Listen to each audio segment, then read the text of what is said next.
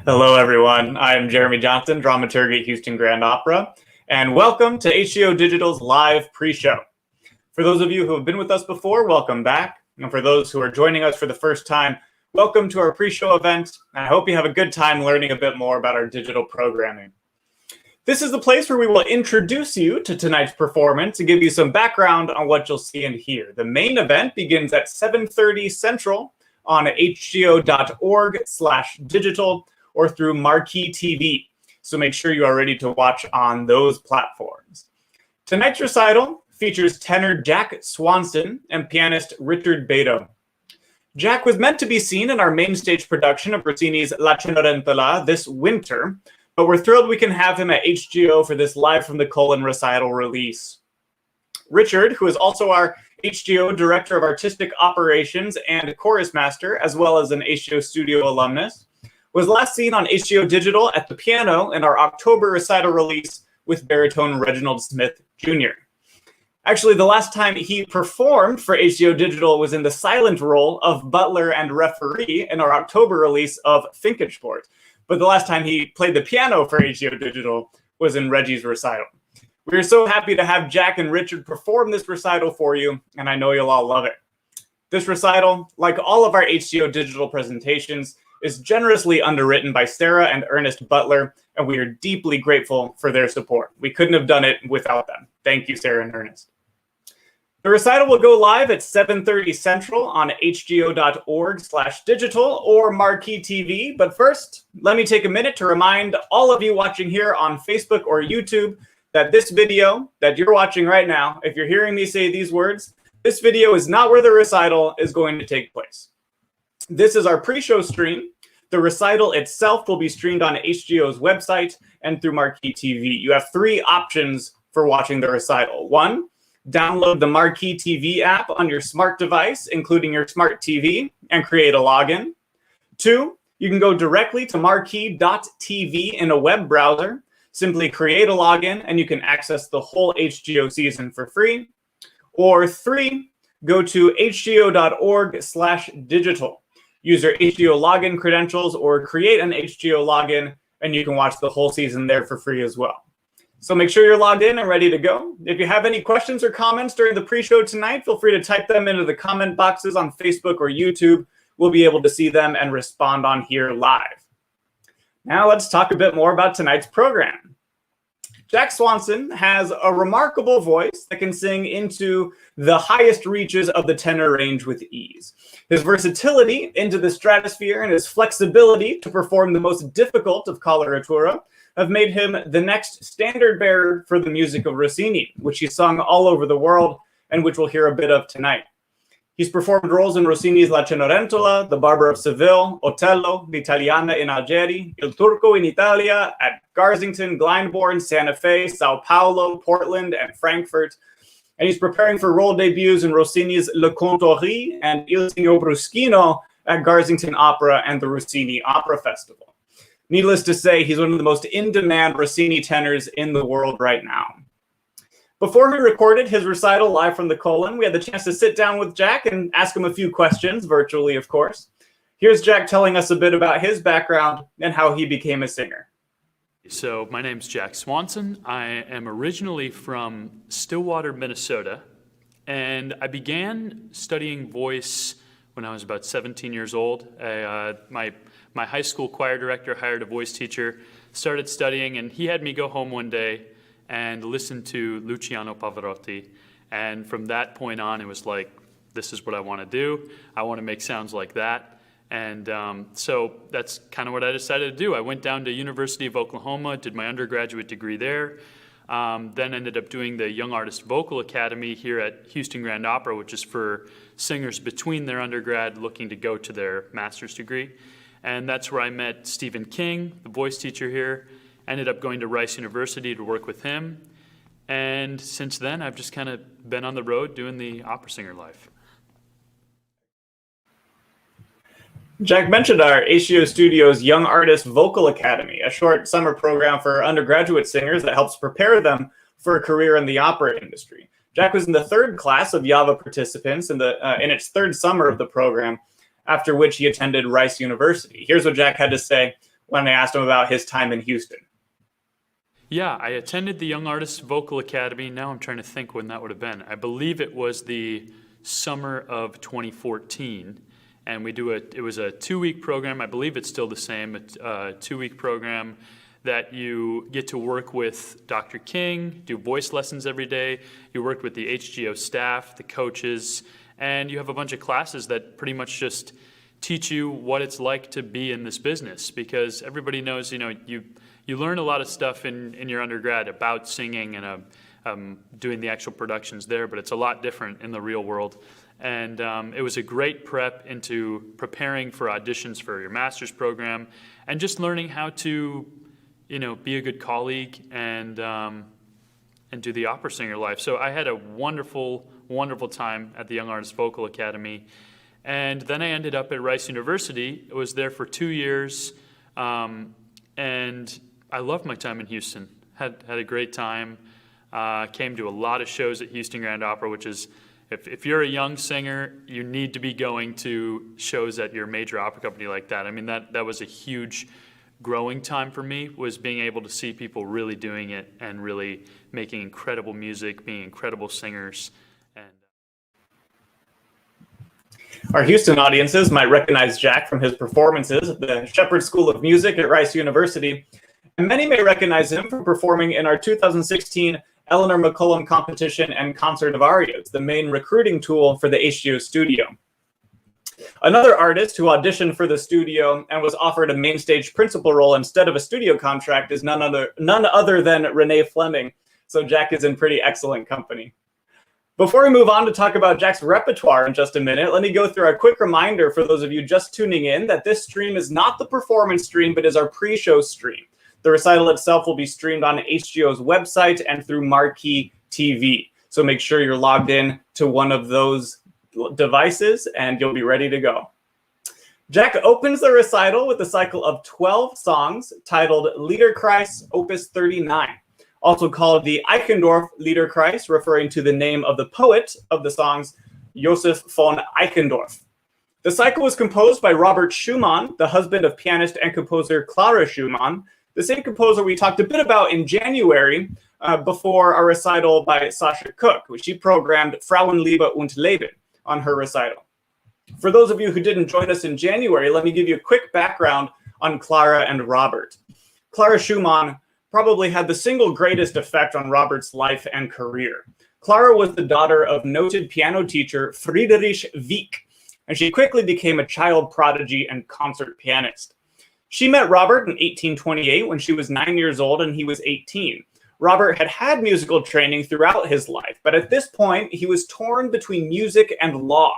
He was studying law when he heard Clara play, and he was so impressed with her talents and technique that he wanted to leave his law studies and devote himself again to the piano.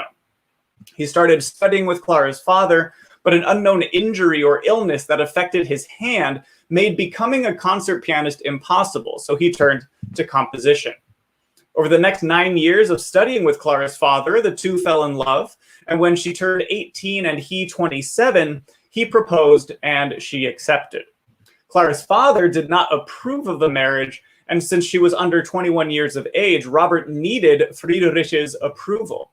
He sued his future father-in-law, and a long and tortuous legal battle followed over the next 2 years. They finally married in September of 1840, a day before Clara's 21st birthday. On their wedding day, Robert gave Clara a diary that they used as a joint diary, as an autobiographical account of their musical life together. The song cycle Jack sings tonight was composed only a few months before Clara and Robert's marriage in 1840. Prior to 1840, Robert wrote nearly exclusively piano music and chamber music, and did at one point say he didn't like writing vocal music. But in 1840, he wrote nearly 150 art songs in that year alone, in what will be called his Liederjahr, or his Year of Song. People speculate that he was drawn to that art form in 1840 because of the legal battle with Clara's father, and that bitter mixture of the intensity of his love for Clara and the anxiousness on the uncertainty of their future together. Robert composed many of his most famous art songs and song cycles in 1840, including the Frauenliebe und Leben cycle Sasha performed in our January release, tonight's Liederkreis cycle, Opus 39, Robert's other Liederkreis cycle, Opus 24, the Myrtenlieder of 26 songs, and the well-known Dichterliebe, among many, many other art songs. What I want you to listen for throughout this piece tonight is what music theorists refer to as Robert Schumann's fragments. Schumann wrote primarily piano music before his Liederjahr in 1840. And he's known for writing rather short piano pieces that seem to stop and start without any setup or introduction or conclusion, which would have been more common at that time. Most of the 12 songs in this cycle start and stop right with the voice, or with simply one or two chords in the piano. There's rarely an extended piano introduction or postlude. So listen for that fragmentary nature of most of the songs, but then juxtapose that with the very few songs that do have an extended introduction or postlude. Listen for when Schumann gives one of the numbers an extended piano solo. What is he saying about the relative impact of that song on the rest of the cycle? What musical importance is he trying to give to that text at that moment in the cycle? The third song, for example, where the speaker is riding through the woods and comes upon the witch Lorelei, Schumann begins and ends that number with a jaunty horse-like theme in the piano. It's not a terribly long introduction or postlude, but it's longer than most of the other songs, and it has a melodic theme in the piano that most songs don't get. The fifth song is perhaps the most well-known of the cycle, and it does have the longest piano introduction to it. The text is sung in mostly strophic form with variations until the end of the song. And the voice starts those first two stanzas and ends the third with the same beautiful melodic theme that rises really softly and gently into the top of the tenor voice. It's a beautiful moment in the cycle that stands out from the rest. And the text is about a moonlit night and the speaker's soul flying home over the silent land. The text here encapsulates so much of what 19th century German Romantic poetry sought to communicate. A solitary figure communing with nature, seeking solace in nature from the troubles of the world, and perhaps in a subtle way, even longing for death among nature to escape the world. Death for these romantic figures was not really a loss the way it is in our society today. It was a release, a form of nature's empathy even, to free them from their worldly suffering. That's a literary theme that appears throughout German Romantic poetry. Listen for that in Eichendorff's poems tonight. Listen for the references to nature and how the speaker communes with nature, usually in the form of silence or night or twilight or even the call of a nightingale. In the ninth song, actually, the speaker sings about the beautiful song of the nightingales ushering in the spring air. Spring, of course, is the season most associated with new life, not necessarily the release of suffering typical of German Romantic poetry. But after talking about the joyous songs that usher in spring, the speaker ends the poem by saying, "But no one feels the pain of the song's deep sorrow." The deep sorrow that this sort of literary figure would typically feel by the continuation of life, the continuation of the blooming of nature, when what he longs for is that soul-flying freedom of nature's release from the world's suffering. This cycle is different from well-known song cycles like Schumann's Dichterliebe or Schubert's Die schöne Müllerin or Winterreise, because the set of poetry are unlinked in terms of story. They may or may not all be sung by the same speaker, but linking all of them together are certainly those German Romantic literary themes that we just talked about, yearning for the freedom of the soul in nature's release from worldly suffering. My personal favorite part of the cycle illustrates that yearning so musically in a particular interaction between the singer and the pianist in the sixth song of the cycle. This is another fragmentary song, very little solo piano in the piece, starting and stopping the piece almost mid-melodic phrase. It's also the halfway point of the 12-song cycle, a bit of an important crux in this moment. It comes when the speaker says, "Was sprichst du wir wie in Träumen zu mir fantastische Nacht?" What do you say to me, murmured as in a dream, O fantastic night? The piano responds, and the speaker then continues, All the stars sparkle down on me with a glowing, loving glance. The great expanse calls to me intoxicatingly of a great impending happiness. Again, a silent, starry night, an expanse of nature, a solitary speaker communing with nature, dreaming of a happiness to come by returning to this expanse of nature. The melody on the line, Zu mir fantastische Nacht, to me fantastic night, is a melody that descends along slow-moving quarter notes, drawing the melody in, and as soon as the speaker ends the phrase, the piano repeats it with a very urgent accent. Watch Richard as the piano takes over that moment, repeating the urgency of the speaker's longing or yearning, or for the German Romantics, what they would call the Sehnsucht, a word we hear pretty often in this poetry. I think it's one of the most stunning musical depictions of Sehnsucht in the song literature. And it comes right at the center of this song cycle, right as the speaker talks about a great impending happiness as he releases his soul into the great expanse of nature. Another titan of German Romantic music is on the program, the Hungarian composer Franz Liszt. Liszt and Schumann knew one another well. At one point throughout their friendship, admired one another's music. At another, disparaged it in letters to other musician friends in their circles. Kind of a 19th century version of a Twitter war, I guess. But they were musical contemporaries, yet they had rather different approaches to composition. Remember, we talked about how Schumann had to give up being a concert pianist due to his hand. Liszt, though, was an incredibly accomplished concert pianist, touring Europe to sold-out concerts. He was immensely popular, and his style, both at the piano and in his compositions, was of extravagant flair, a polar opposite to Schumann's more fragmentary and subtle approach. Liszt is anything but subtle. Jack sings 3 songs by Liszt titled Tre sonetti di Petrarca, or 3 Sonnets of Petrarch. Francesco Petrarca being the 14th century Italian Renaissance poet whose sonnets became the model of poetry throughout Europe in the Renaissance era. Petrarch loved a woman named Laura, and he wrote many of his poems about her. His love, though, was unreturned because Laura was a married woman. His poems about Laura have that sense of unrequited longing, a very different longing than the German Romantic Sehnsucht, though. 19th century German Romantic poets, like we've talked about, wrote about that Sehnsucht, that longing for a release from worldly suffering. On the other hand, this 14th century Italian Renaissance poet was writing about unrequited love for a woman he loved from afar. It's much more passionate, much less subtle. It's much more to the extremes of emotion and much less introspective. And Liszt's style of composition fits these poems very well. It's flashy and extravagant, and musically illustrates the extreme emotions of Petrarch's words. The first song, for example, is a series of paradoxes, as the speaker says things like, I burn and I freeze, I fly through the air and I lie on the ground. And the speaker goes through these paradoxes to illustrate the duality of his feelings whenever he sees Laura. He loves her from afar. Seeing her and loving her brings him all these joyous emotions, yet at the same time, she doesn't return his love and he is devastated by that.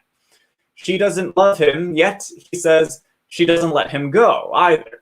He is never-endingly captivated by her, so he is in a constant state of paradox, a constant duality of wanting to live for her, yet wanting to die for not being with her because of his love for Laura. Liszt's music begins in this very angular and harsh rising chords in the piano, but then softens right as the voice begins. And throughout this song, the music juxtaposes those two musical feelings as we get this push and pull between the speaker's conflicting emotions. All of the songs are much broader and exclamatory than the Schumann cycle. And as opposed to Schumann's fragment style, Liszt has quite a bit of piano introduction, interlude, and postlude.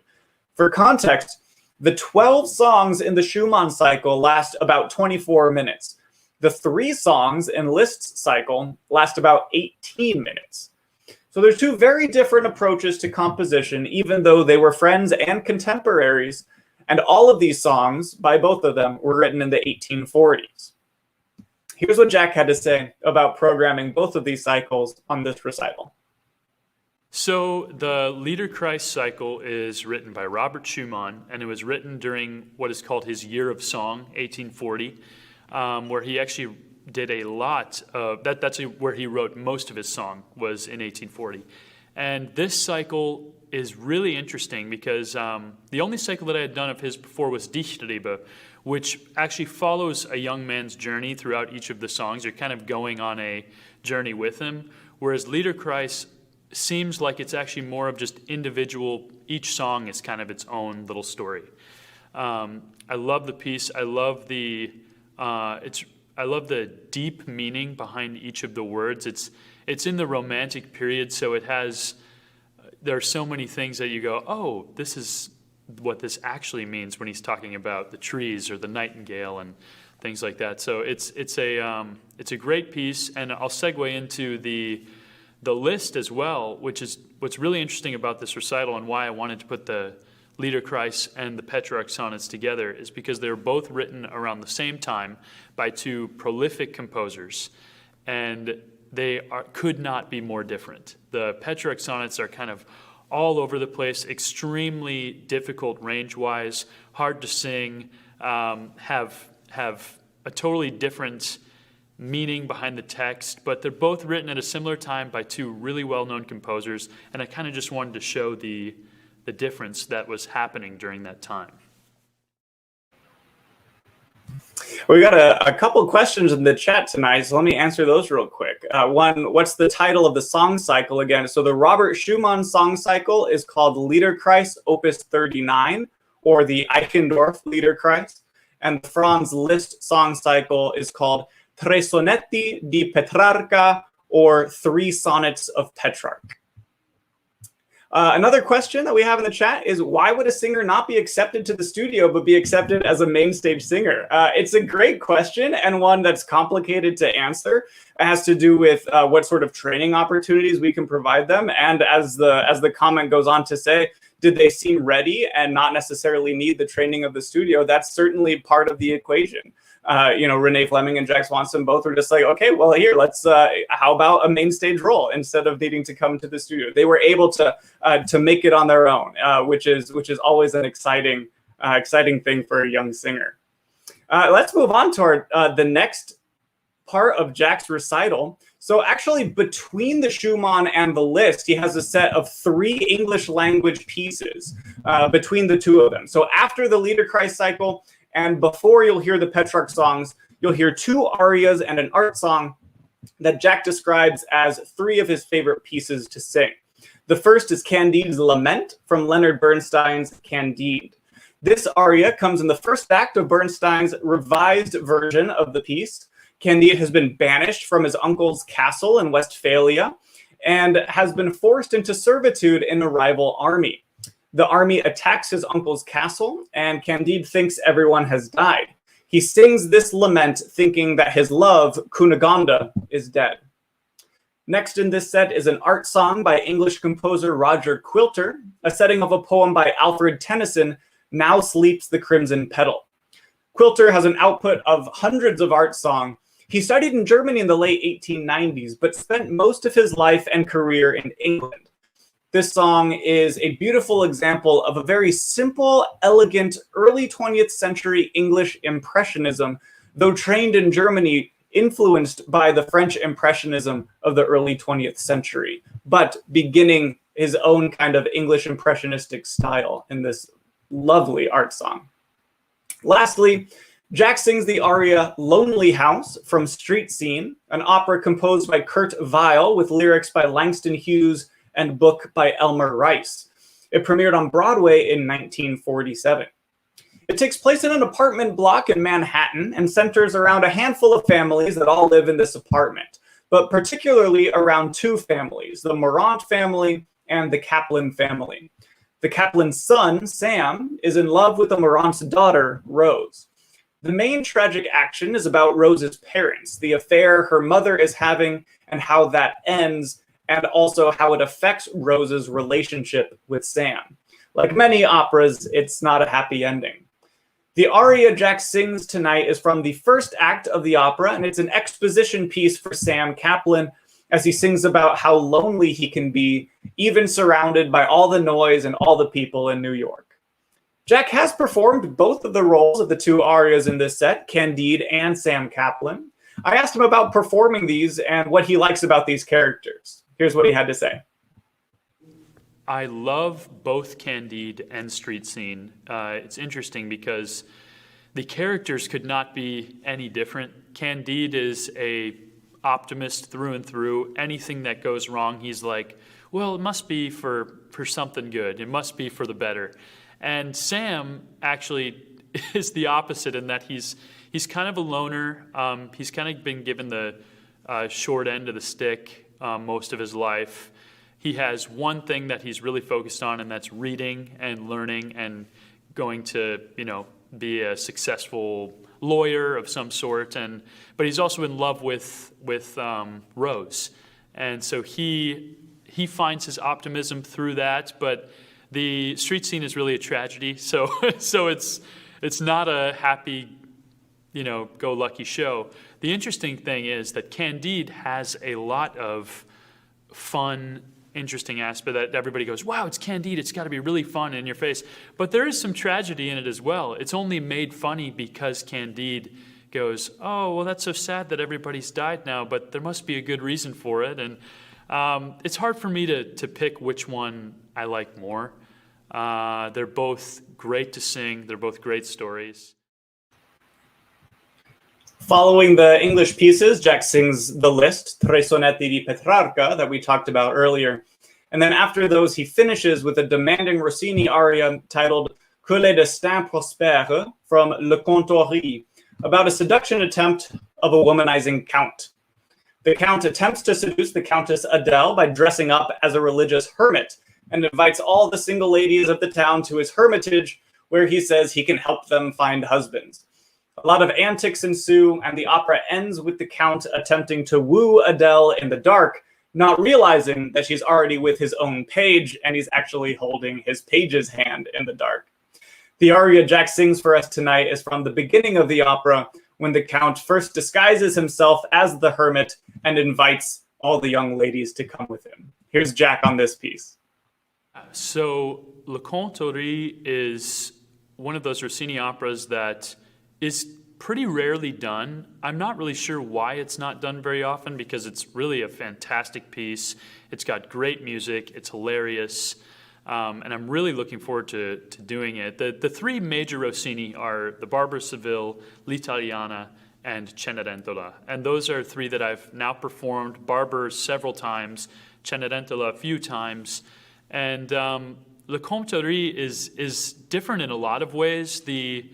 The writing is extremely challenging, whereas the other operas have hard, melismas and everything as well. But Le Contori is extremely high. I think I was looking through the score the other day. It's something like 15 high Cs, a couple high Ds. So a lot of preparation to go into that. I'm actually going to be working on it later this week with Dr. King while I'm here in Houston.